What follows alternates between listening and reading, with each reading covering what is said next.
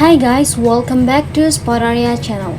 So today in this video I'm gonna show you how to enable Samsung A33 5G developer option.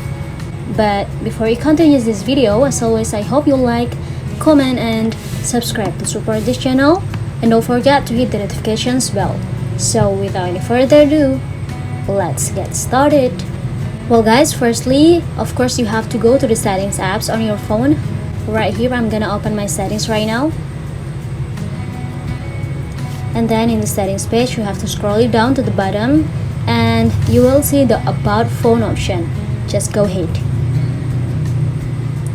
In this about phone page you will see the software information here. Just go ahead right now. And after, when you see the build number right here, just tap 7 times.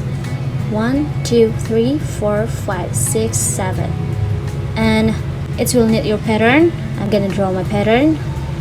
And yeah, you can see here developer mode has been enabled. So I'm gonna go back,